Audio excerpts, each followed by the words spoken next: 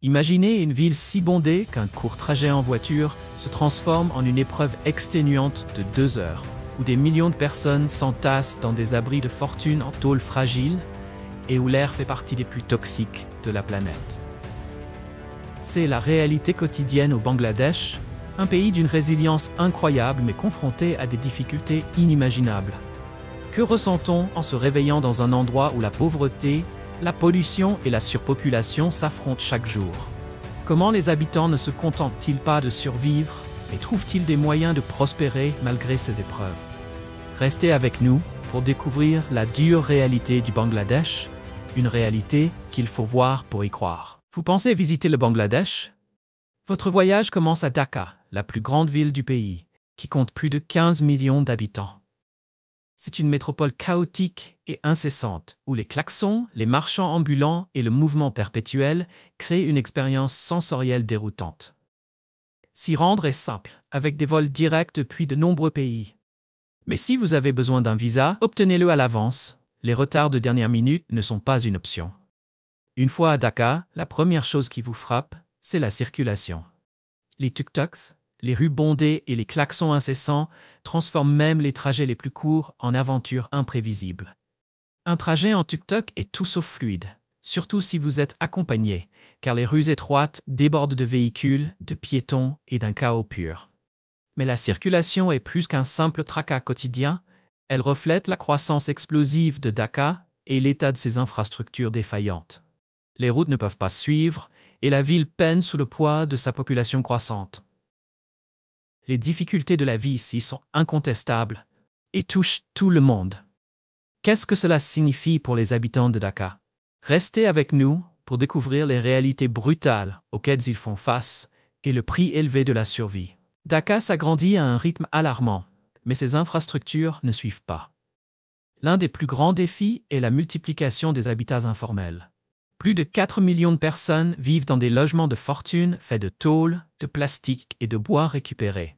Surpeuplés et fragiles, ces abris sont le seul refuge de ceux qui n'ont nulle part ailleurs où aller. La vie dans ces quartiers est rude. L'eau potable et l'assainissement sont rares, rendant l'hygiène et la gestion des déchets particulièrement compliquées. Les ruelles inondées deviennent des foyers de maladies, l'eau de pluie s'infiltrant dans des espaces déjà exigus. Malgré ces difficultés, les habitants font preuve d'une résilience remarquable. Mais la sécurité reste une préoccupation majeure. De nombreuses habitations, construites avec des matériaux bon marché, risquent de s'effondrer en cas d'intempérie. Les risques d'incendie aggravent encore la situation, les familles cuisinant souvent sur des flammes nues dans des espaces confinés. Pourtant, contre toute attente, les habitants de Dhaka s'adaptent, bâtissant des communautés plus fortes face à l'adversité. Vous êtes-vous déjà demandé qui fabrique les vêtements que vous portez? Ce que vous allez découvrir va vous choquer. Mais avant d'aller plus loin, prenez un instant pour activer la cloche de notification et vous abonner. Cela aide cette chaîne à grandir, et en retour, je vous apporterai un contenu encore meilleur. Marché conclu, au Bangladesh, l'industrie du textile est le moteur de l'économie, mais elle repose sur l'exploitation et des conditions de travail extrêmes. En tant que l'un des plus grands producteurs de vêtements au monde, le pays approvisionne des marques internationales comme Levi's, Zara et H&M. Cependant, cette industrie, bien qu'essentielle à la croissance économique, entraîne un coût humain dévastateur. De nombreuses usines dans le monde ne respectent pas les normes de sécurité modernes. Et au Bangladesh, la situation est souvent pire. Les ouvriers travaillent dans des espaces exigus, mal ventilés et dangereux. Certaines usines sont même exposées à des risques majeurs, comme l'a tragiquement illustré l'effondrement du Rana Plaza en 2013. Au-delà des conditions de travail précaires, les salaires sont d'une extrême faiblesse. Certains ouvriers gagnent moins de 2 $ par jour, une somme à peine suffisante pour survivre. Pourquoi acceptent-ils ces emplois éreintants? Tout simplement parce qu'ils n'ont pas d'autre choix. Avec peu d'opportunités ailleurs, le secteur du textile reste l'un des seuls moyens de gagner sa vie, malgré les dangers. Jour après jour, ces travailleurs fabriquent les vêtements qui sont ensuite vendus à travers le monde. Quel est votre avis sur l'industrie textile du Bangladesh? Pensez-vous que les grandes marques internationales devraient être tenues responsables de leur chaîne d'approvisionnement? Partagez vos réflexions dans les commentaires ci-dessous. Si l'industrie textile alimente l'économie du Bangladesh, une autre crise silencieuse touche les plus vulnérables. Le manque d'assainissement. Pour des millions de personnes, l'accès à l'eau potable et à une gestion adéquate des déchets reste hors de portée, mettant leur santé en grave danger. Dans les zones rurales, comme dans les villes animées telles que Dhaka, les infrastructures sanitaires peinent à répondre aux besoins croissants. Les études montrent que près de 60% de la population bangladaise n'a pas accès à des installations sanitaires améliorées. Cela entraîne souvent la présence d'égouts à ciel ouvert, avec des eaux usées qui se répandent dans les rues et contaminent les sources d'eau potable. Des organisations comme WaterAid alertent sur les risques sanitaires majeurs liés à cette situation préoccupante. Des maladies comme la diarrhée et la typhoïde sont monnaie courante, notamment dans les zones densément peuplées où l'eau propre est rare. L'impact sur les familles est lourd. Les frais médicaux et la perte de revenus aggravent une situation financière déjà fragile. Pourtant, des efforts sont en cours pour améliorer l'assainissement. Des initiatives se concentrent sur les zones rurales, mais l'urbanisation rapide et le manque de financement compliquent la tâche. Résoudre cette crise est essentiel pour améliorer la santé, l'éducation et la qualité de vie de millions de personnes. Le manque d'assainissement ne touche pas seulement la santé, il affecte aussi l'éducation, les moyens de subsistance et le bien-être général. Quelles solutions, selon vous, pourraient aider à résoudre ce problème? Partagez vos idées dans les commentaires ci-dessous et restez avec nous pour découvrir d'autres défis auxquels le Bangladesh est confronté. Après l'assainissement, un autre problème urgent menace le pays, la pollution de l'air. Depuis des années, le Bangladesh lutte contre l'une des pires pollutions de l'air au monde, et Dhaka est fréquemment classée parmi les villes ayant la qualité de l'air la plus dangereuse. Pour mieux comprendre, l'air de Dhaka contient de minuscules particules appelées PM2.5, avec une moyenne de 80 microgrammes par mètre cube, soit bien au-dessus des recommandations de sécurité de l'Organisation mondiale de la santé. Les experts en santé préviennent qu'une exposition prolongée à une telle pollution représente de graves risques pour la santé. Quelles sont les causes de cette crise? Un mélange d'émissions industrielles, de gaz d'échappement des véhicules et de pratiques agricoles.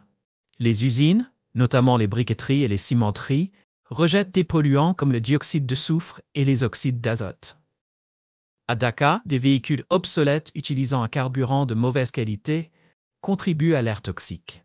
Même les zones rurales ne sont pas à l'abri car le brûlage des déchets agricoles remplit l'air de fumée et de poussière. Dans les villes, la construction aggrave encore la situation en libérant des particules fines dans l'atmosphère. Les effets de cette pollution se font ressentir aussi bien en milieu urbain que rural. Certains portent des masques ou utilisent des purificateurs d'air, mais ces solutions restent insuffisantes. Cependant, il y a de l'espoir. Des efforts sont en cours pour lutter contre ce problème, notamment l'adoption de carburants plus propres, des règlements industriels plus stricts et de nouvelles technologies visant à réduire les émissions. Combien de temps de votre vie perdriez-vous dans les embouteillages si chaque trajet durait des heures? À Dhaka, la réponse est bien trop longue. La congestion routière n'est pas qu'un simple inconvénient, c'est une réalité quotidienne dans l'une des villes les plus surpeuplées du monde. Avec plus d'1 million de véhicules sur les routes chaque jour, les rues de Dhaka sont un champ de bataille perpétuel entre voitures, bus, rickshaws et motos. Imaginez ceci, un trajet de 30 minutes se transformant souvent en un calvaire de 2 heures. Les rues sont embouteillées à toute heure, faisant de Dhaka l'une des villes les plus congestionnées de la planète. L'un des principaux problèmes est le système de transport public sous-développé. La plupart des habitants dépendent des bus et des rickshaws, mais le nombre de voyageurs dépasse largement la capacité de ces services. Les files d'attente sont interminables. Et nombreux sont ceux qui patientent des heures pour un trajet qui n'arrivera peut-être jamais. Ceux qui ont la chance de monter à bord doivent affronter des bus surchargés et le chaos d'un trafic imprévisible. Pourquoi la circulation est-elle si insupportable? Une urbanisation rapide, une population en plein essor et des infrastructures désuètes ont créé une tempête parfaite. De nombreux véhicules sont anciens et inefficaces, aggravant les embouteillages et la pollution. Les rues étroites et une mauvaise gestion du trafic ne font qu'empirer la situation. Alors que Dhaka continue de croître, ces routes restent bloquées dans le passé, incapables de suivre l'expansion de la population. Les embouteillages à Dhaka ne se contentent pas de faire perdre des heures, ils épuisent aussi le corps et l'esprit. Le problème trouve son origine dans l'étroitesse des routes de la ville n'ont jamais été conçues pour accueillir une population aussi dense. Vendeurs ambulants, rickshaws et véhicules se disputent l'espace limité, créant un spectacle à la fois animé et frustrant.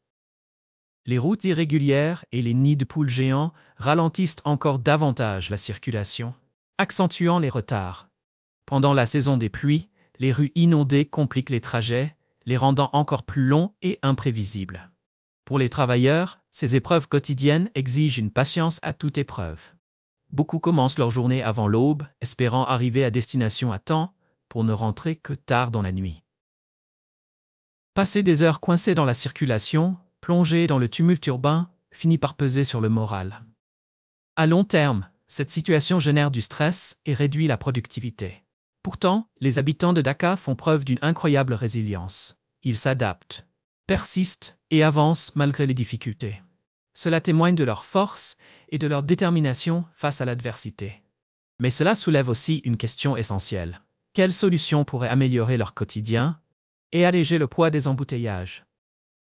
Comme si les problèmes de circulation et d'assainissement ne suffisaient pas, les villes du Bangladesh doivent également faire face à un autre défi majeur, la sécurité publique.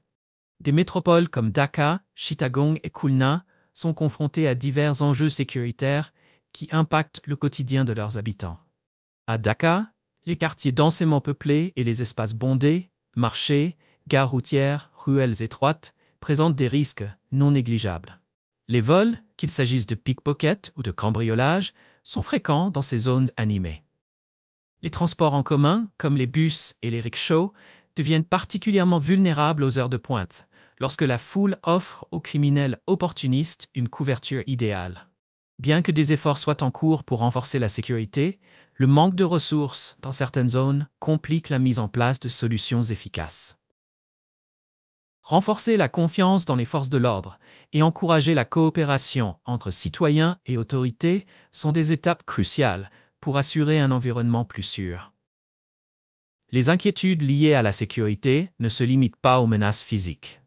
Elles ajoutent une pression supplémentaire à des vies déjà marquées par des difficultés économiques et des infrastructures surchargées.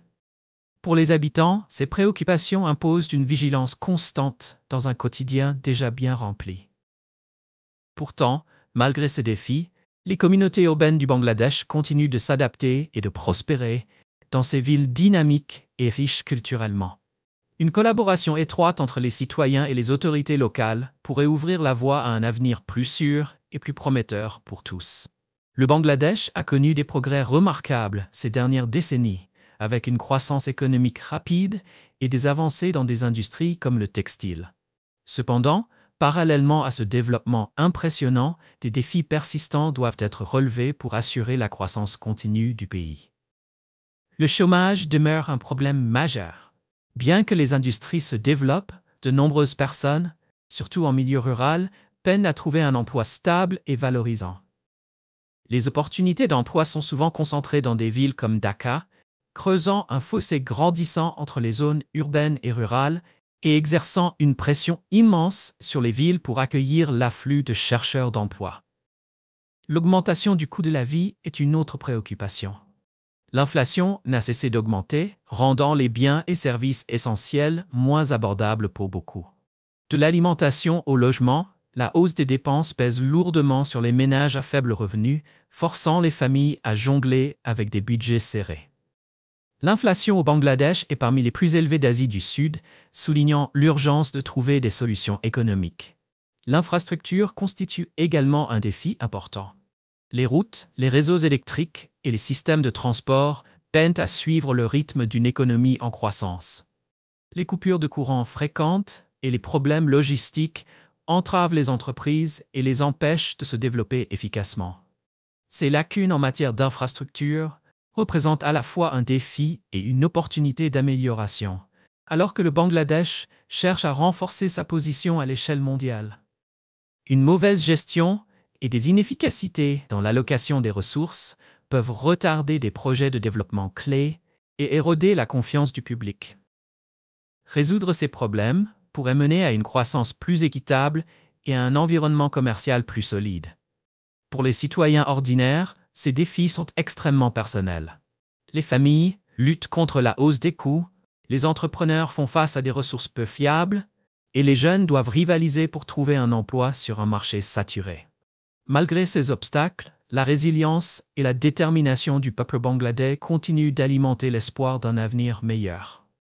Le Bangladesh, une nation façonnée par des siècles d'histoire et d'échanges culturels, illustre de manière frappante le syncrétisme religieux et culturel. Bien que majoritairement musulman, le Bangladesh intègre des influences hindoues, bouddhistes et animistes, créant ainsi une identité culturelle riche et unique. Avant l'arrivée de l'islam au XIIIe siècle, la région était un centre important des civilisations hindoues et bouddhistes. La dynastie Pala, par exemple, soutenait le bouddhisme Mahayana et Vajrayana, laissant derrière elle un patrimoine remarquable en matière d'art, d'architecture et de rituels. Lorsque les commerçants et dirigeants musulmans, notamment ceux du sultanat du Bengale et de l'Empire moghol, ont introduit l'islam, celui-ci s'est mêlé aux pratiques locales. Contrairement à l'orthodoxie rigide observée ailleurs, l'islam au Bangladesh a évolué de manière inclusive, absorbant des éléments des croyances préexistantes. Les festivals religieux illustrent bien cette fusion. Prenons l'exemple de Sai Barat, célébré avec des feux d'artifice et des lampes à huile. Il rappelle les fêtes hindoues comme Diwali, symbolisant la victoire de la lumière sur les ténèbres. Cet mélange des traditions n'est pas seulement un vestige du passé. Il continue de façonner la manière dont les Bangladais pratiquent leur foi et interagissent avec leur communauté. C'est un témoignage de la résilience et de l'adaptabilité de la spiritualité humaine, même dans un pays confronté à des défis économiques et sociaux persistants. Après avoir exploré les difficultés de la vie au Bangladesh, changeons de sujet pour nous concentrer sur quelque chose qui rassemble tout le monde. La nourriture. Au Bangladesh, la cuisine est bien plus qu'un simple repas. C'est une expérience qui reflète l'histoire riche, la culture et la diversité du pays. Si vous visitez ce pays, le biryani est un plat incontournable. Ce plat emblématique marie du riz à longs grains, des épices aromatiques et de la viande tendre. Généralement du poulet, du bœuf ou du mouton. Le porc n'est jamais utilisé en raison de la majorité musulmane du pays. Selon la région ou le restaurant, des légumes peuvent aussi être ajoutés. Le résultat ? Un plat savoureux qui offre un goût de tradition à chaque bouchée. Ce qui rend le biryani bangladais unique, c'est sa préparation. Les chefs utilisent souvent leurs mains, une pratique ancrée dans la culture locale. Manger avec les mains est une habitude courante ici, et si vous êtes prêt à tenter l'expérience, vous pourriez découvrir une façon intime de vous connecter à la nourriture et à la culture. Mais le biryani n'est qu'un début. Les repas au Bangladesh suivent un rythme distinct. Le petit déjeuner inclut souvent du riz fermenté appelé panta ou du riz soufflé. Vers midi, le déjeuner est généralement composé de dal, lentilles, tandis que le dîner, pris tardivement, peut comprendre du riz accompagné de lait. La cuisine de rue est un autre pilier de la culture alimentaire du pays. Plus de la moitié de la population en consomme au moins une fois par semaine. Pour les touristes, les stands de rue offrent une expérience authentique à un prix abordable. Cette culture gastronomique dynamique attire environ 400 000 touristes chaque année, impatients de déguster ces plats. Cependant, un avertissement s'impose. La cuisine bangladaise est connue pour son intensité en épices, souvent chargée de poudre de piment rouge. Si cela relève le goût, cela peut aussi perturber l'estomac, surtout pour ceux qui ne sont pas habitués à une telle chaleur. Même dans les endroits les plus propres, ces saveurs ardentes peuvent être un défi. Alors préparez-vous à une aventure culinaire qui mettra vos papilles à l'épreuve. Si vous prévoyez de visiter le Bangladesh, comprendre le processus de visa est essentiel pour assurer un voyage sans encombre. Que vous voyagiez pour le tourisme, les affaires ou le travail, disposer des bons documents et connaître les exigences est crucial. La plupart des ressortissants étrangers auront besoin d'un visa touristique qui permet un séjour allant jusqu'à 30 jours. Bien que cela puisse varier selon votre pays d'origine. Par exemple, les voyageurs en provenance des pays voisins d'Asie du Sud comme l'Inde peuvent être soumis à des réglementations légèrement différentes de celles applicables aux visiteurs d'Europe ou d'Amérique du Nord. Pour demander un visa touristique, Vous devrez fournir un passeport valide pendant au moins 6 mois, des photos d'identité et un formulaire de demande de visa complété. Des documents supplémentaires, tels qu'une preuve d'hébergement ou un billet de retour, peuvent être requis en fonction de votre nationalité. Les demandes peuvent être déposées en personne dans un consulat bangladais ou soumises en ligne via le portail officiel des visas selon votre lieu de résidence. Prévoyez un délai de traitement de 7 à 10 jours ouvrés pour éviter toute surprise de dernière minute. Les frais de visa varient selon la nationalité. Par exemple, les citoyens des États-Unis paient environ 60 $ pour un visa touristique à entrée unique, tandis que de nombreux pays européens facturent environ 48 €. Assurez-vous toujours de vérifier les frais les plus récents auprès du consulat avant de faire votre demande.